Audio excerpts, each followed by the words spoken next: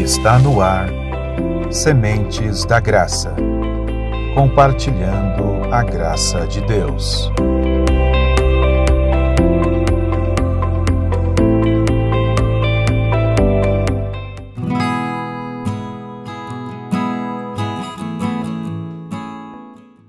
Graça e paz do nosso Senhor e Salvador Jesus Cristo.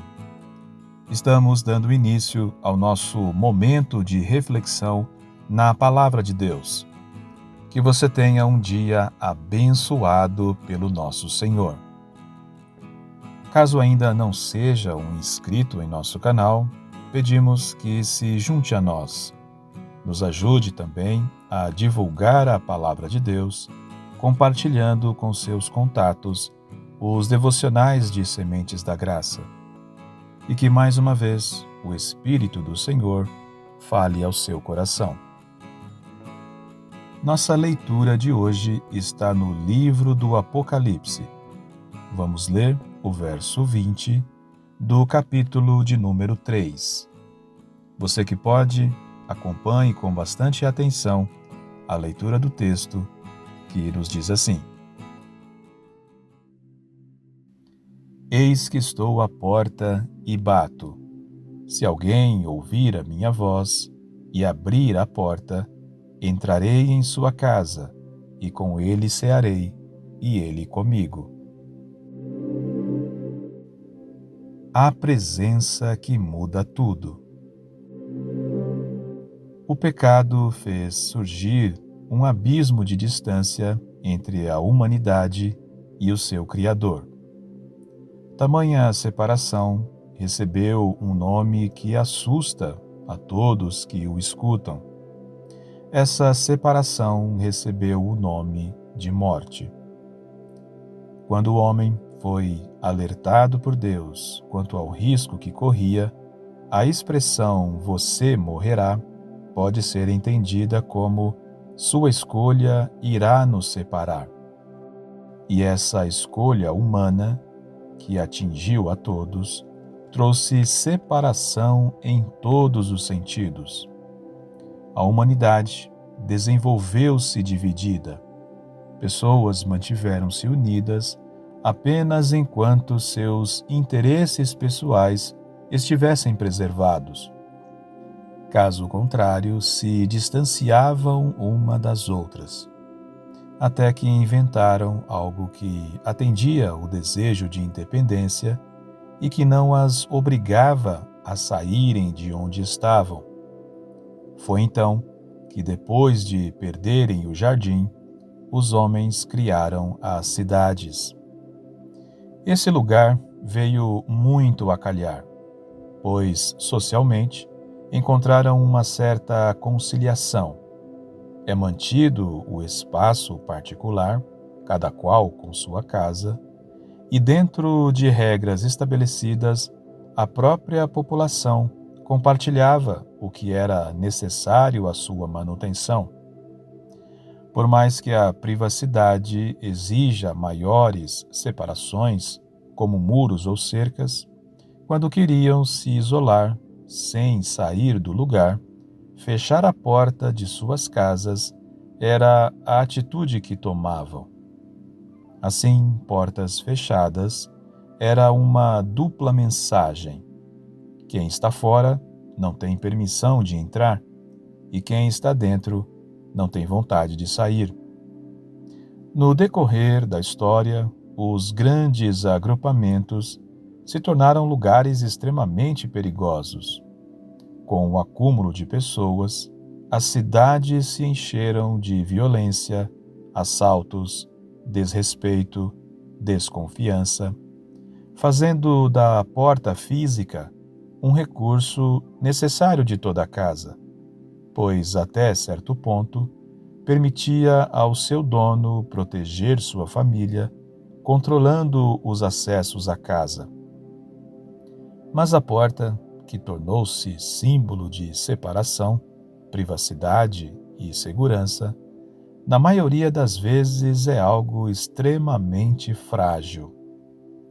As portas que utilizamos não garantem nossa segurança.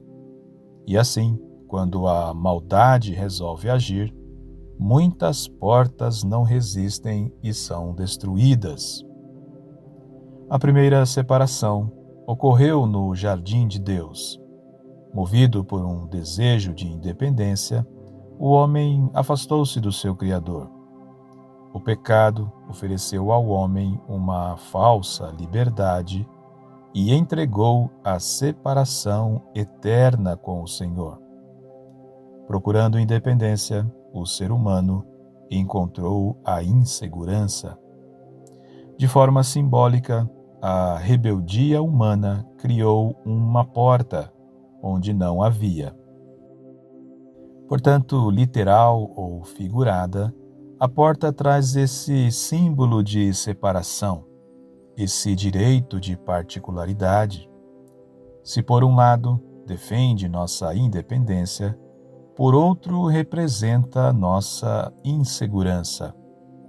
Um limite frágil, mas que declara uma forte mensagem de receio e de privacidade.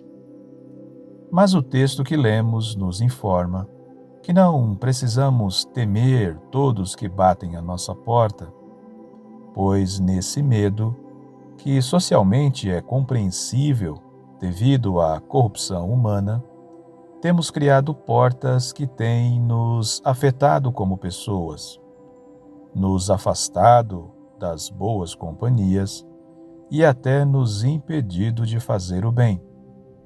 Mas o problema principal é termos criado portas que nos distanciam do bem supremo que é o Senhor. O próprio texto traz esse exemplo com relação à própria igreja, pois todos nós, por receio, medo, desconfiança ou insegurança, temos fechado a porta até mesmo para o agir de Deus. A igreja de Laodiceia achava que dentro de suas dependências tinham tudo o que precisavam, mas sempre somos insuficientes sem a presença do Senhor Jesus. A figura da porta nos ensina que é da vontade de Deus se relacionar conosco e que, como muitas vezes nos falta esse entendimento, surpreendentemente, é aquele ao qual nos separamos quem está batendo em nossa porta. E às vezes o barulho interno impede de ouvirmos o Senhor batendo. Esse barulho são as nossas perturbações, ou então as nossas festas indignas da presença do Senhor. Mas mesmo sabendo que nossa distração tenta silenciar a voz de Deus, sua mensagem, no presente momento, segue batendo em nossa porta. Ouvir é bom, pois o amor dele é sentido, mas não é o suficiente. Muitas pessoas têm se conformado em apenas ouvi-lo. Gostam de suas mensagens, de seus ensinos, mas preferem ele do lado de fora. O barulho interno acaba chamando mais a atenção, ou conscientemente sabem que suas festas não condizem com sua santidade. Assim, julgam que sua entrada iria atrapalhar suas vidas. Entretanto, conforme diz o texto, para experimentarmos mudanças é preciso abrir a porta, ou seja, não apenas ouvir sua mensagem, mas dar ouvidos ao seu chamado. Remover essa frágil proteção e entregar-se no encontro pessoal com o Senhor Jesus Cristo. O primeiro ganho será a sua presença. Tudo muda quando Cristo entra em nossa casa, em nossa vida.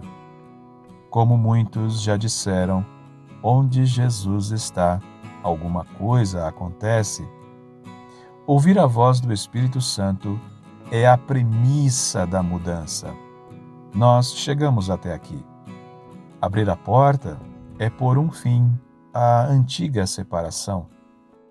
Abrir a porta é condicional para ter uma vida transformada e receber a oportunidade de ofertarmos nossa adoração ao Senhor. Porta aberta é a condição necessária para experimentar tudo que o Senhor tem para nos entregar. Ouça a voz do Salvador e abra a porta do seu coração. A entrada do Senhor em nossa vida, além de trazer a nossa salvação, representa o retorno à comunhão. Assim como no jardim de Deus não tinha portas e o acesso do Criador era total, dar ouvidos ao seu chamado é experimentar o relacionamento presente no início.